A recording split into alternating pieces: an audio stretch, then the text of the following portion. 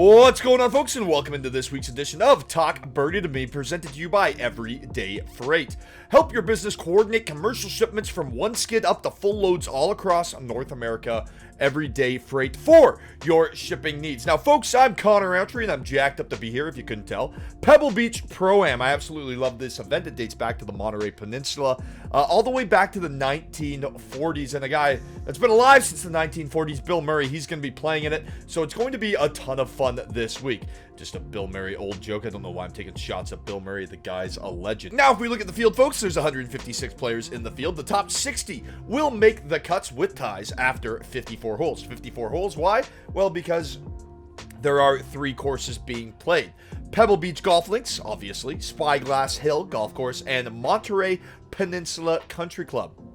All 3 of those tracks measure under 7,100 yards, but there's lots of twists and turns. So only the really elite of the field are going to be able to let the big dog eat, and even then, usually they don't really use the driver too much. So approach play is going to be key. If we're looking at stats this week, it is all about the approach play. And then I'm going to look at strokes gained on the par 5s. You can go low on those par 5s, take advantage of those.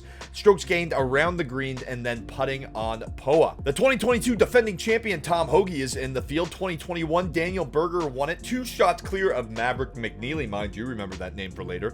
And I want to note something about 2021. The top 13 finishers all gained strokes with their putter against the field. In 2020, when Nick Taylor won, the top 10 finishers all gained strokes with their putter against the field, including Nick Taylor, who gained the second most strokes on the field with his flat stick. So putting on POA this week will be extremely important. Well, only 23 of the world's top 100 ranked golfers are teeing it up this week. We have a Pro-Am, so there's going to be some awesome athletes in the field like Aaron Rodgers and Josh Allen. Josh Allen is actually skipping the Pro Bowl because of an injury to play in the Pebble Beach Pro-Am. He'll be joined by the likes of Jake Owen and Eric Church from the country music world, and of course, the aforementioned Bill Murray. Now, let's get into the field favorite, the betting favorite. It is Jordan Spieth. Despite coming off a miscut, he is the undeniable horse for the course. He's never missed a cut here. 6 top 9 finishes, 4 top 4s, and a win. Jordan Spieth dominates here on Pebble Beach. I just can't pull the trigger at 9-1.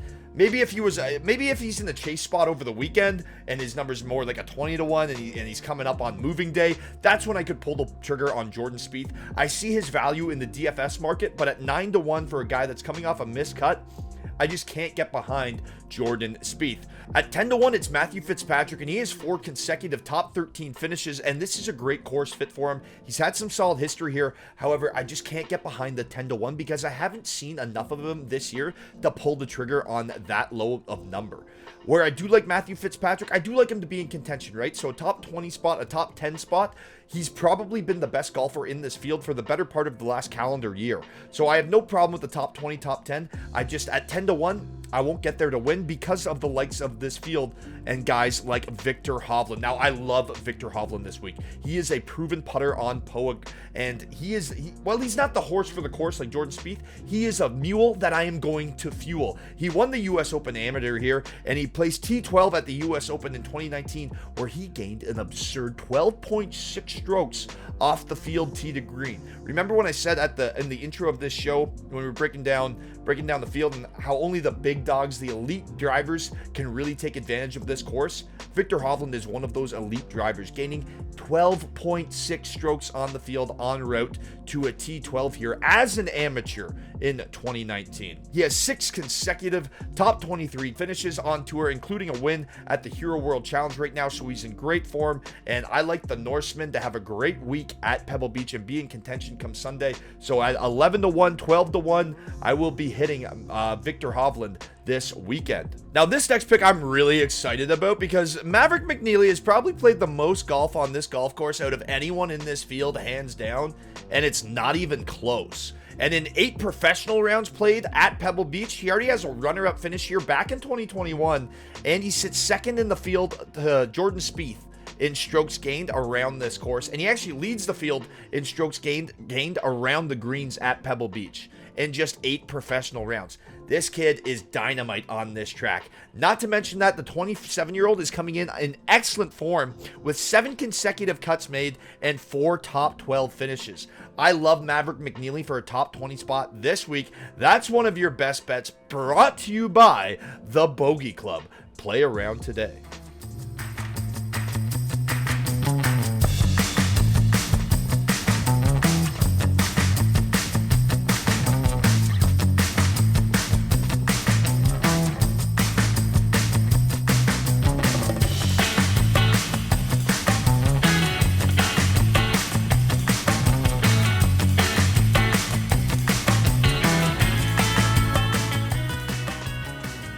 Now, all of the golf picks that you see here on Sports Tree are brought to you by the Bogey Club. Log on to sportstree.ca before the weekend, before they tee off on Thursday, and you'll get all of our official picks, all of our best bets with the breakdowns, and all of that information is brought to you by the Bogey Club. They just had their 1-year anniversary on Tuesday of this week, so congratulations to the Bogey Club. Cameron, Josh, Jake, and Courtney, you guys are awesome. Congratulations. Now let's continue on with Seamus Power. At 25-1, this is not a bad look whatsoever, right? The Irishman already has 3 top 5s and 7 starts this season, including his second career tour victory.